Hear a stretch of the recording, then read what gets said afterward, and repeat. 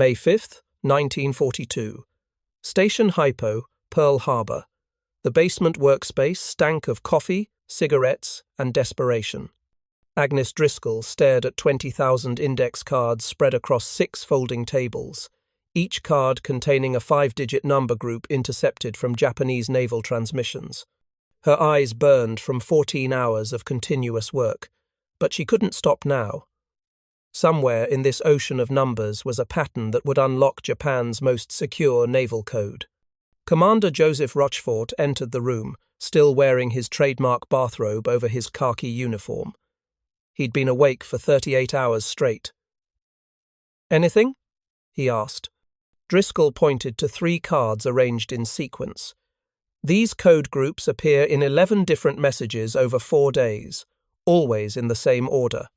Always before weather terminology. If you're enjoying this deep dive into the story, hit the subscribe button and let us know in the comments from where in the world you are, watching from today.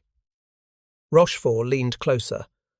The breakthrough they needed wasn't a matter of genius or luck. It was a filing system.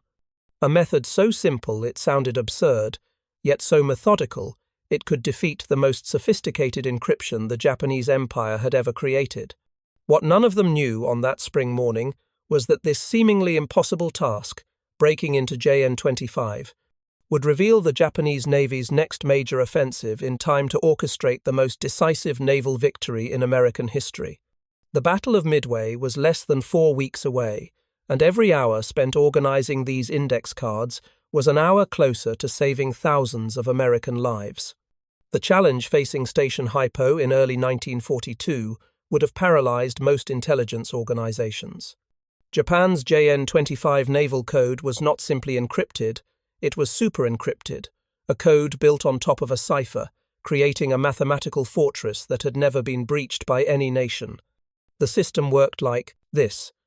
Japanese naval commanders composed messages using approximately 45,000 5-digit code groups.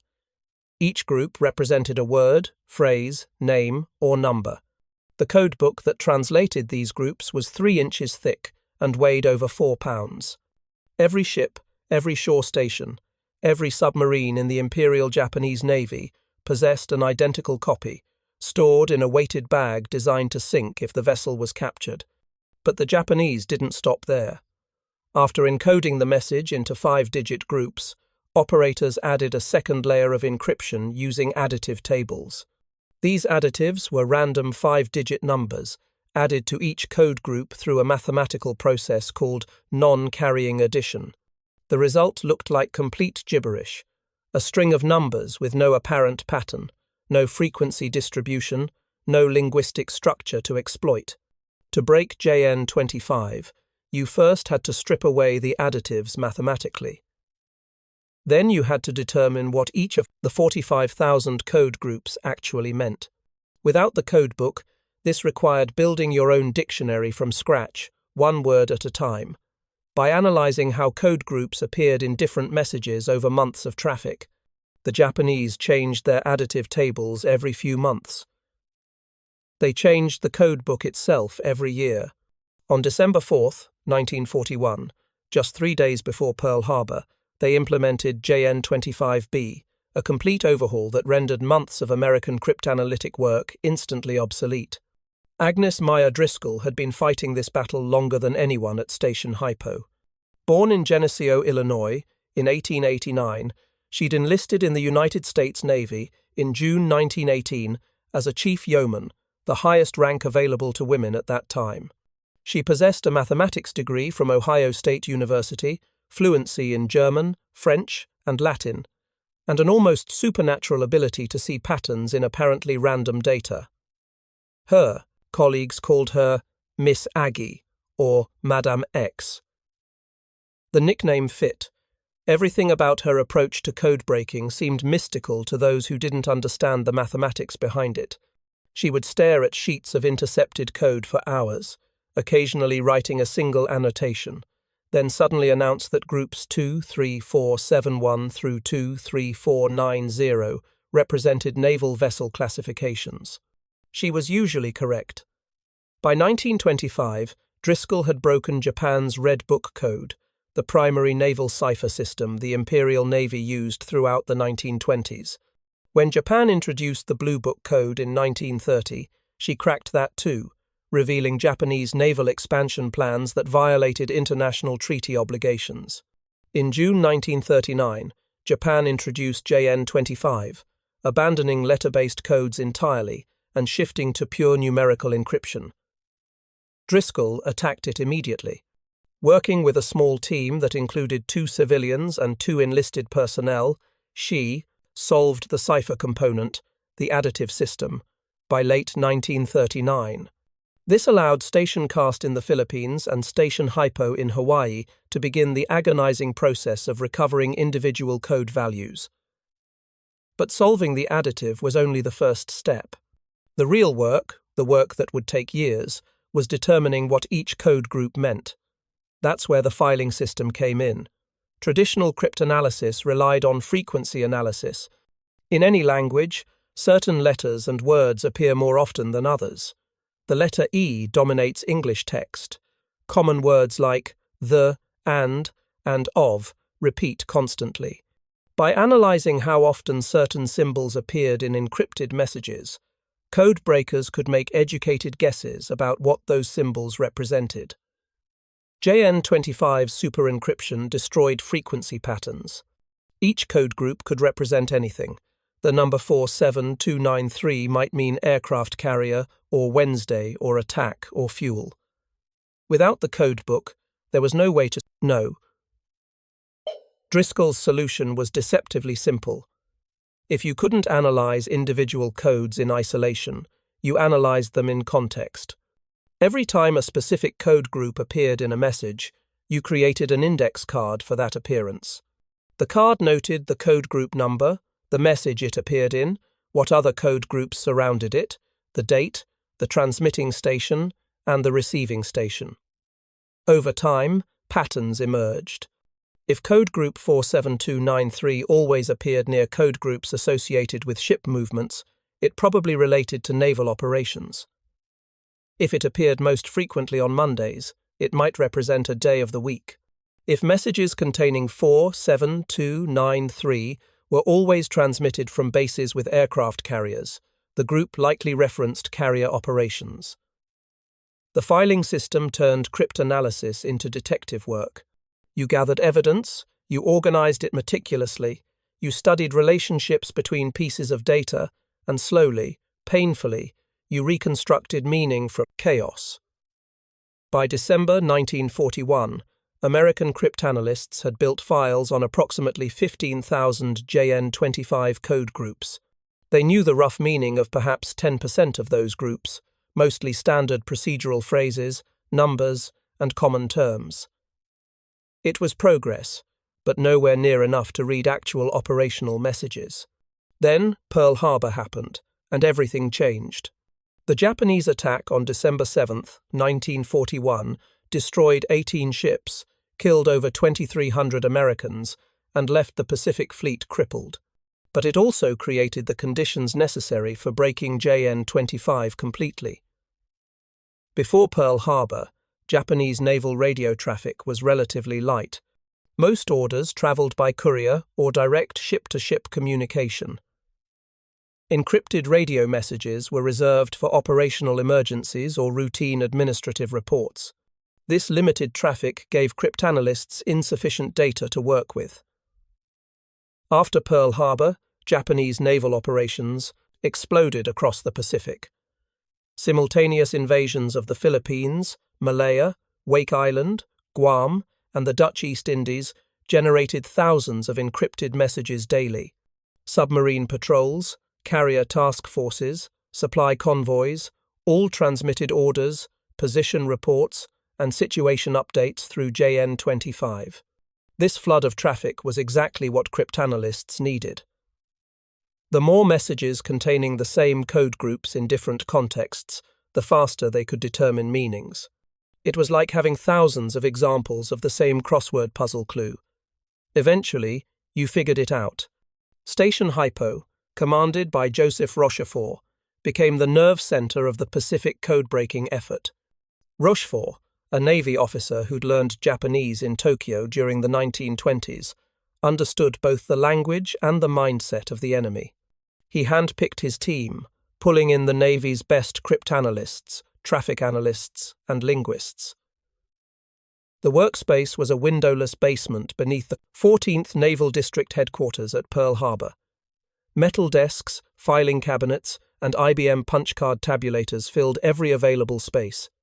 The noise was constant, machines clattering, typewriters hammering, men shouting code groups across the room to compare notes. Rochefort worked 18-hour days, often sleeping on a cot in his office. He wore house slippers and a smoking jacket because uniform regulations seemed pointless when you were trying to prevent the next Pearl Harbor. His team adopted similar habits. Formal military discipline meant nothing in the dungeon, as they called it. Results mattered. Everything else was theatre. The filing system expanded exponentially. By January 1942, they'd accumulated over 50,000 index cards, each representing a single appearance of a code group. The cards were organized first by code group number, then by date, then by message originator. Cross-references linked code groups that appeared together frequently. Finding a specific piece of information required walking through rows of filing cabinets, pulling dozens of cards, and manually comparing data. There were no computers, no databases, no search functions. Everything depended on human memory and methodical organization. One of Rochefort's key innovations was recruiting musicians from the USS California, which had been sunk during the Pearl Harbor attack. These bandsmen, suddenly without a ship assignment, possessed skills unexpectedly valuable for codebreaking. Musicians read complex notation, recognized patterns in sequences, and maintained concentration through hours of repetitive practice. These same abilities translated directly to analyzing encrypted messages. The team also included Japanese language specialists. Breaking the code was one challenge. Understanding what the decoded message actually meant in context was another. Military Japanese used formal terminology and abbreviations that required cultural fluency to interpret correctly. By March 1942, Station Hypo could read approximately 15 to 20% of JN-25 traffic, not full messages, but fragments, enough to understand general intent, enough to track which units were communicating with which bases, enough to detect when something unusual was being planned. The real breakthrough came through what cryptanalysts called cribs, predictable phrases that appeared in Japanese messages. Every military communication system develops standardized language. Reports begin with formal greetings. Orders follow specific formats. Weather reports use consistent terminology. Japanese naval messages were particularly ritualistic. Communications often began with, "I have the honor to inform you of your excellency." Weather reports started with the word Wetter, which itself was a borrowed German term. Timestamps and date indicators followed rigid patterns. If you suspected a message was a weather report, you could guess where certain code groups would appear. Test that hypothesis against your card index. If the guess was correct, you'd just identified several new code group meanings. Apply those meanings to other messages containing the same groups. The circle of understanding expanded geometrically. This was the filing system's true power. It wasn't about breaking individual messages. It was about building a knowledge base that made each subsequent message easier to crack. Every solved code group made 10 others more transparent. Every identified pattern revealed a dozen new possibilities. But even with 1,500 index cards being added daily, even with machinery helping process IBM punch cards, even with brilliant minds working around the clock, JN-25B remained largely opaque through the winter of 1942. The Japanese believed their system was mathematically unbreakable. Their confidence was justified. The sheer number of possible code groups, combined with regularly changing additives, should have made cryptanalysis impossible. What they failed to anticipate was the American willingness to industrialize the process. While German codebreaking at Bletchley Park relied on mathematical genius and electromechanical computing, The American approach to JN-25 was more prosaic. They turned cryptanalysis into factory work.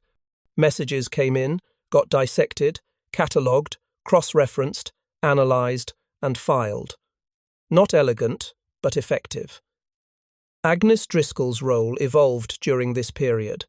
The Navy transferred her to work on German Enigma codes in October 1940, reassigning her from JN-25 development. This decision proved controversial. Driscoll refused to adopt machine-based methods for attacking Enigma, insisting her manual analysis techniques would succeed. They didn't. German Enigma required a fundamentally different approach, one that Driscoll, brilliant as she was with traditional cryptanalysis, couldn't adapt to. The British codebreakers at Bletchley Park who'd already broken. Enigma offered assistance. She declined. Meanwhile, the team she'd trained, men like Rochefort and Commander Edwin Layton, continued developing the JN-25 filing system she'd pioneered. Her foundational work, solving the additive cipher in 1939 and establishing the index card methodology, made every subsequent breakthrough possible. By April 1942, Rochefort's team detected something significant. A massive volume of encrypted traffic referenced something called AF. The designation appeared in dozens of messages discussing ship movements, invasion preparations, and operational timing. The messages indicated a major Japanese offensive planned for early June. Multiple carrier divisions would participate. Troop transports were being assembled. AF would be the target. But without knowing what AF represented, the intelligence was useless. Rochefort suspected AF meant Midway Island, the tiny atoll 1,400 miles northwest of Hawaii. Midway was the only American position close enough to threaten the Hawaiian Islands while far enough to require a major Japanese fleet operation to capture. But suspicion wasn't proof. Admiral Chester Nimitz, commander of the Pacific Fleet, needed certainty before committing his limited carrier forces to defend what might be the wrong location. The Japanese had 4 fleet carriers operational. America had 3. A wrong guess meant losing the war in the Pacific. The filing system provided the answer through a technique that demonstrated both its power and its limitations. Rochefort couldn't simply break enough JN-25 to read the operational plans directly. Even with months of work, too many code groups remained unknown. But he could manipulate the Japanese into revealing what AF meant. He contacted Midway's commander and instructed him to send an unencrypted message, reporting that the island's freshwater distillation plant had broken down. This message went out on circuits the Japanese were known to monitor. Then, Rochefort's team waited. 2 days later, they intercepted a Japanese message stating that AF was experiencing water supply difficulties. The trap worked. AF was Midway. The filing system's years of meticulous work had provided enough context to identify the critical code group when it mattered most. Now came the race. The Japanese fleet would sortie in late May. American carriers needed to reach positions north of Midway before Japanese scout planes detected them. Every decoded fragment of JN-25 traffic provided another piece of the tactical picture. Through late April and early May, Station Hypo worked in shifts around the clock.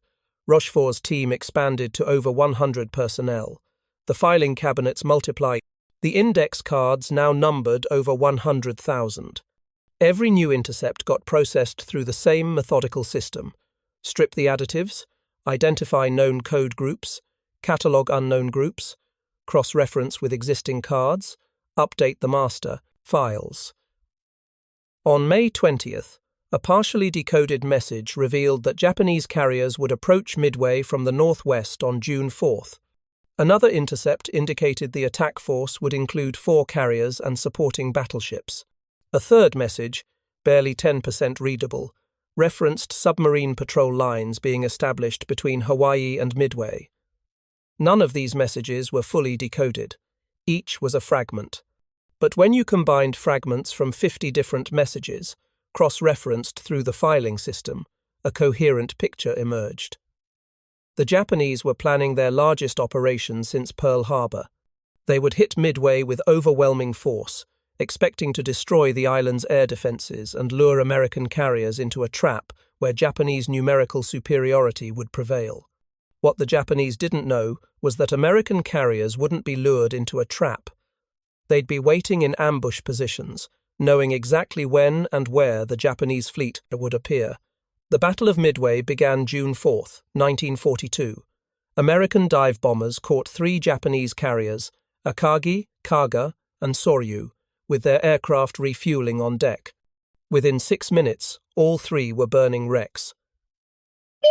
A 4th carrier, Hiryu, launched a counterattack that crippled USS Yorktown, but American aircraft found and destroyed Hiryu that afternoon. By sunset on June 4th, Japan had lost 4 fleet carriers, over 300 aircraft, and more than 3,000 experienced aircrew. American losses: 1 carrier, 1 destroyer, 145 aircraft. The strategic balance in the Pacific shifted permanently. Japan would spend the rest of the war on the defensive. The victory wasn't won by superior aircraft or better tactics. It was won by intelligence, by knowing where the enemy would be, when they would arrive, and how they planned to attack. Intelligence that came from a filing system built 1 index card at a time over 3 years of TMAR. Patient, methodical work. If you find this story engaging, please take a moment to subscribe and enable notifications. It helps us continue producing in-depth content like this. Yet, even after Midway, even after demonstrating the filing system's decisive value, Station Hypo's work remained controversial within Navy intelligence bureaucracy. Traditional naval officers distrusted cryptanalysts. The idea that mathematics and filing systems could predict enemy movements seemed like fortune-telling. When predictions proved accurate, skeptics attributed success to luck rather than methodology. Commander Joseph Redman, head of Navy cryptanalysis in Washington, particularly resented Rochefort's independence. Redman wanted all codebreaking centralized under his control in Washington. He viewed Station Hypo as a rogue operation, undermining proper intelligence procedures. The bureaucratic battle came to a head in September 1942. Redman questioned Station Hypo's Midway intelligence, claiming the victory resulted from tactical brilliance rather than codebreaking. He recommended Rochefort be reassigned, and Station Hypo's operations subordinated to Washington's control. Rochefort was relieved of command in October 1942. The man whose team had won the Pacific War's most critical battle was transferred to a logistics command in San Francisco. He never received the Distinguished Service Medal that Admiral Nimitz had recommended. The Navy didn't publicly acknowledge Station Hypo's role in the Midway victory until 1967, 25 years after the battle. The filing system continued without Rochefort. By 1943, American cryptanalysts could read 75% of JN-25 traffic.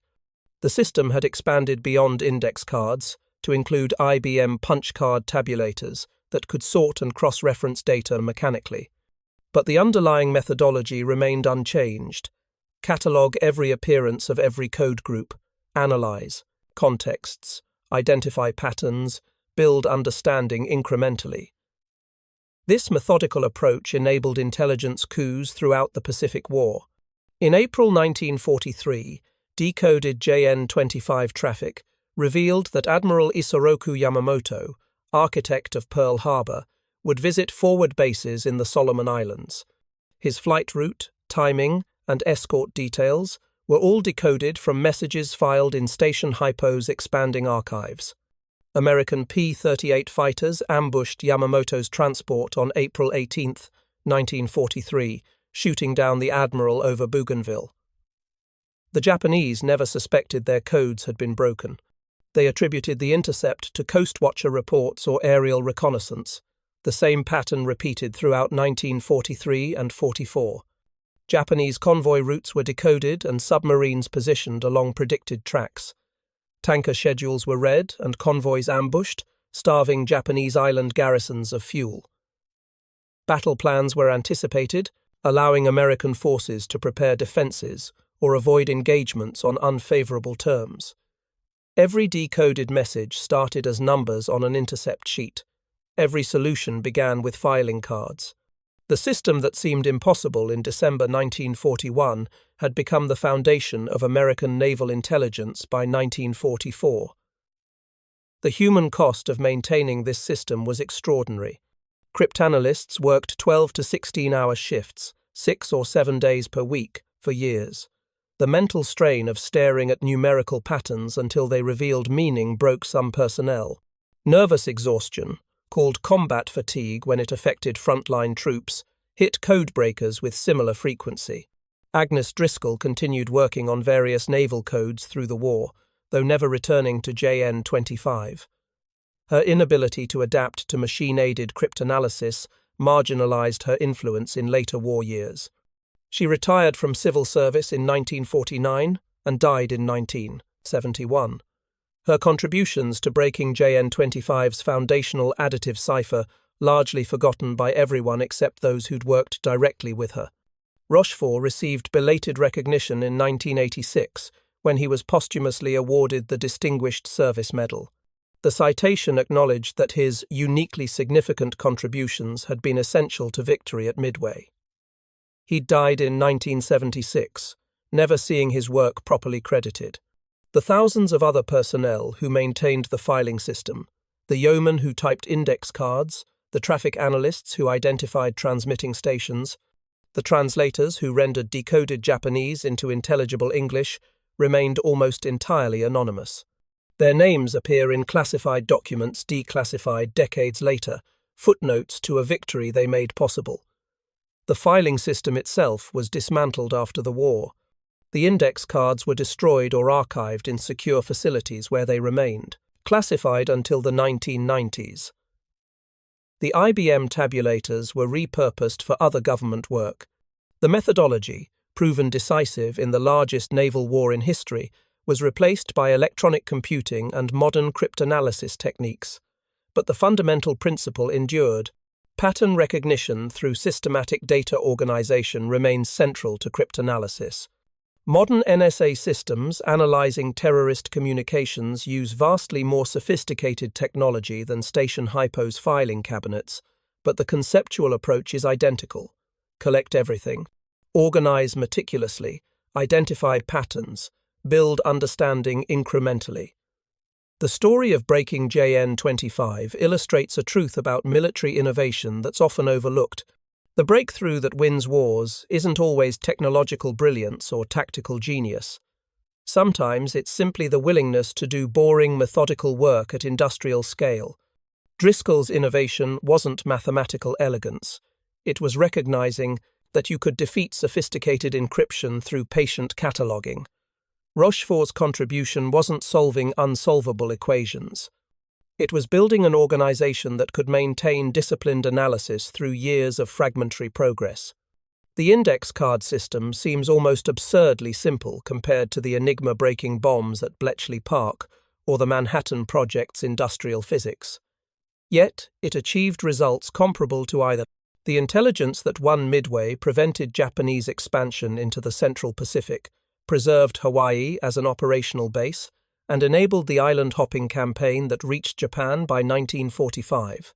Economic historians estimate that breaking JN-25 shortened the Pacific War by at least 1 year, possibly 2. Every month of combat in the Pacific killed tens of thousands. The firebombing campaigns over Japanese cities killed over 300,000 civilians between March and August 1945. The atomic bombings of Hiroshima and Nagasaki killed another 200,000. If the war had lasted another year, hundreds of thousands more would have died on both sides. The planned invasion of Japan's home islands would have killed millions. Breaking JN-25 didn't prevent this suffering, but it reduced it. Intelligence shortened the timeline from Pearl Harbor to Japanese surrender from what might have been 6 or 7 years to 3.5. The mathematical certainty of modern encryption makes the achievements of World War II cryptanalysts seem almost quaint. Modern ciphers use key lengths that make brute force attacks mathematically impossible. A typical AES-256 encryption would require every computer on Earth, working for billions of years to crack through exhaustive testing. Yet, the principle station Hypo exploited remains relevant. No encryption system is stronger than its implementation. Human operators make mistakes. They reuse passwords. They send messages containing predictable content. They follow procedures that create patterns. JN25 wasn't mathematically weak. It was operationally vulnerable because humans used it predictably. The modern surveillance state, which collects billions of communications daily and searches for threat patterns, operates on methodologies pioneered at Station Hypo. Collect everything. Organize it systematically.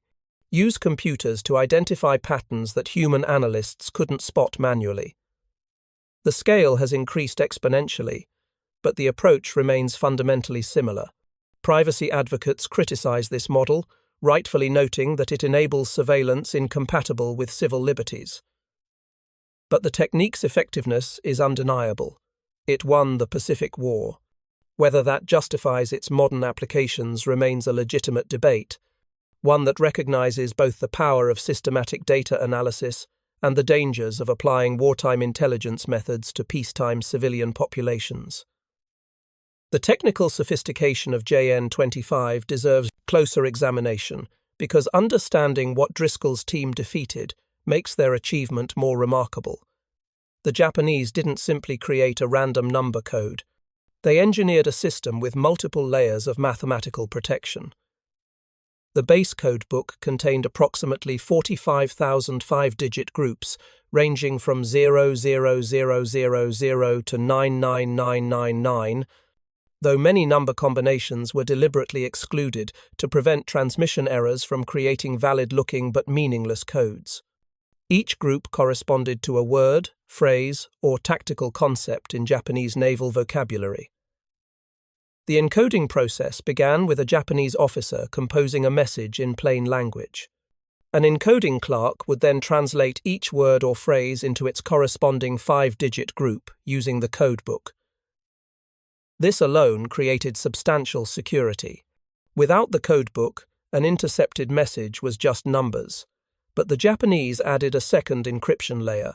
A separate additive book contained pages of random five-digit numbers.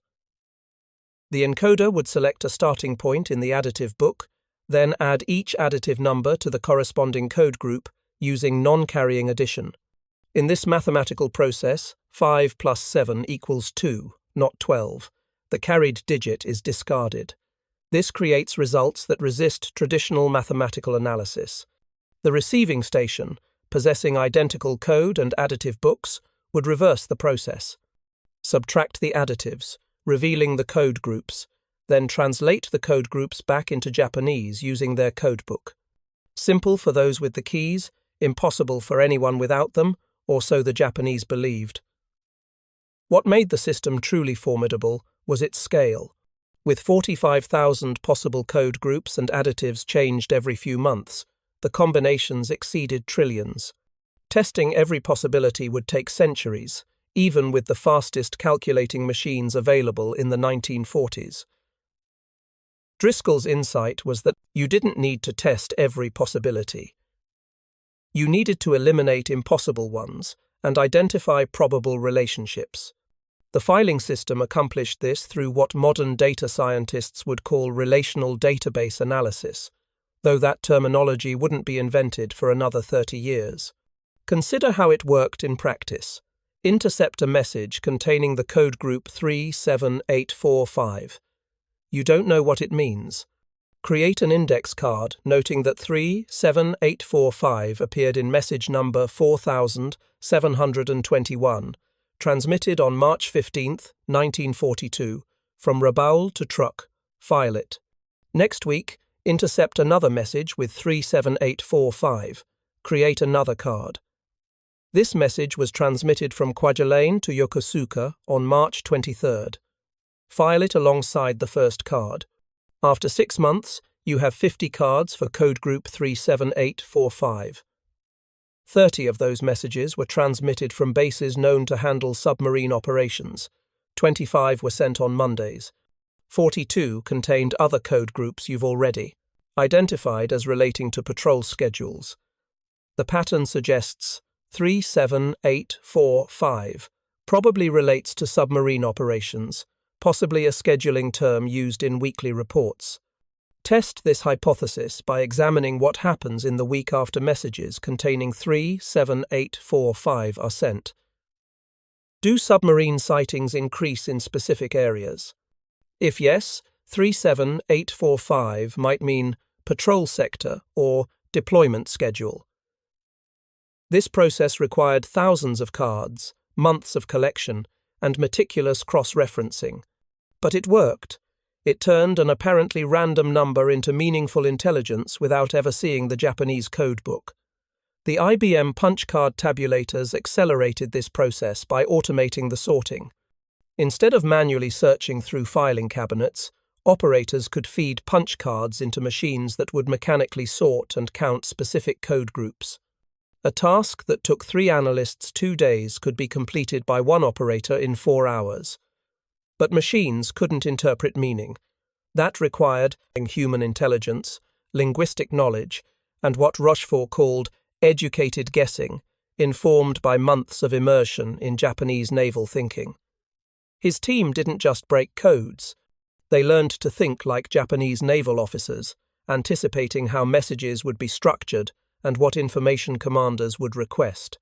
This psychological dimension proved as important as the mathematical techniques. American analysts studied captured Japanese documents, learning bureaucratic language patterns, understanding rank structures, recognizing how different commanders communicated.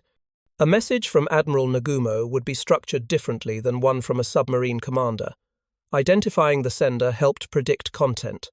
The pressure of maintaining this system through 1942 and 43 was extraordinary. Unlike Bletchley Park's bomb machines, which automated Enigma decryption once cribs were identified, the JN-25 filing system required constant human judgment. Every message needed individual analysis. Every code group needed contextual evaluation. Station Hypo's personnel worked shifts around the clock: day shift, swing shift, and mid-watch, each with full staffing because Japanese fleet operations didn't respect American work schedules. Critical intelligence might arrive at 3 in the morning. Someone had to be alert enough to recognize it, decode it, and get it to fleet commanders before tactical opportunities disappeared. The mental discipline required was comparable to air traffic control or surgical procedure. Hours of routine processing interrupted by moments demanding instant, accurate judgment. Miss a critical code group and ships might sail into ambushes. Misidentify a location and task forces might be sent to the wrong sector. Errors happened. In July 1942, Station Hypo decoded traffic suggesting a major Japanese operation targeting Port Moresby in New Guinea.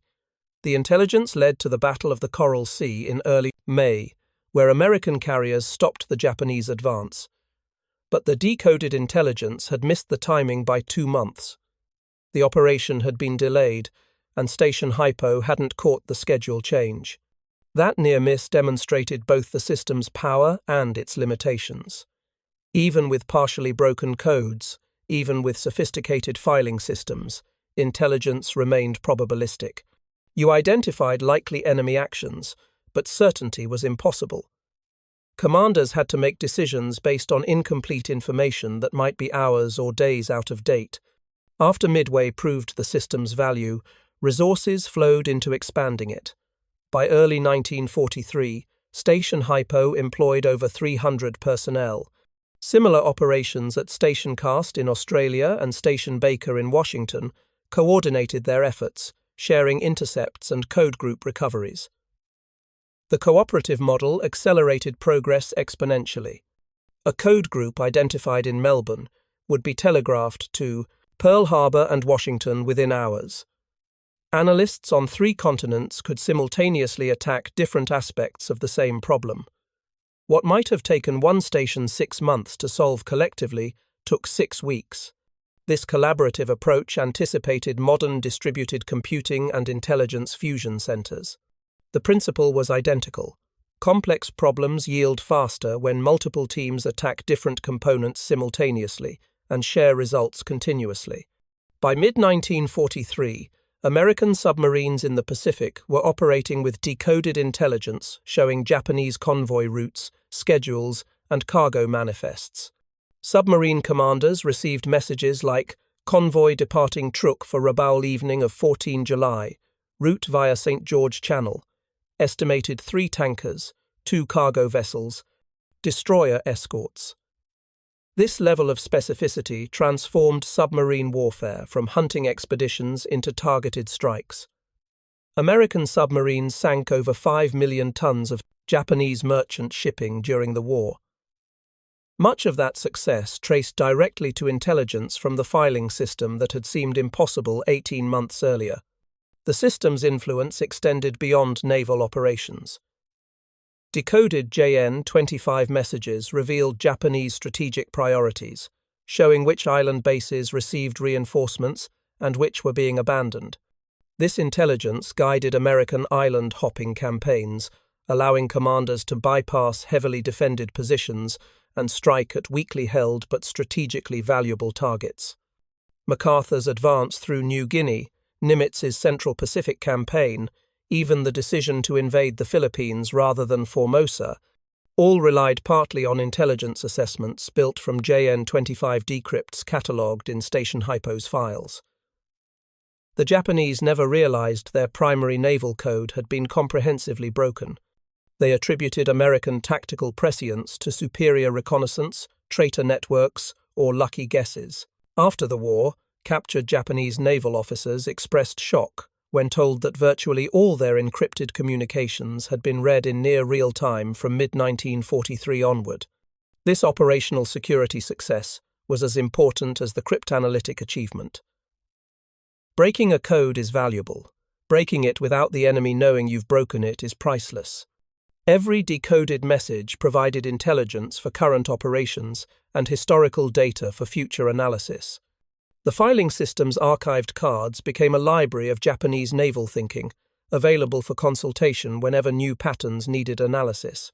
When Japan introduced JN-25C in August 1943, Station Hypo cracked the new version in 11 days. The same process that had taken 3 years the first time now took less than 2 weeks, because the filing system provided context. Analysts knew which code groups likely represented critical terms. They knew typical message structures. They had baseline, patterns to compare against. This acceleration demonstrated the filing system's ultimate power. It wasn't just a tool for solving individual puzzles. It was a knowledge base that made each successive puzzle easier. The methodology Driscoll had pioneered in 1939 had evolved into something approaching artificial intelligence, a system that learned from experience and improved its performance over time. The post-war analysis of Pacific intelligence operations concluded that codebreaking provided American commanders with advantages equivalent to having 3 additional carrier divisions. Not through combat power, but through information dominance. Knowing where the enemy would be, what they planned, and how strong they were allowed smaller American forces to achieve results that would have required overwhelming superiority without intelligence.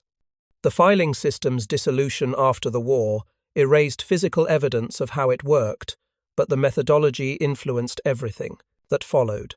Modern intelligence databases, terrorism watch lists, signals intelligence processing, all employ variations of techniques pioneered at Station Hypo. Collect comprehensively, organize systematically, analyze patterns, share results, and update continuously. Thank you for watching. For more detailed historical breakdowns, check out the other videos on your screen now, and don't forget to subscribe.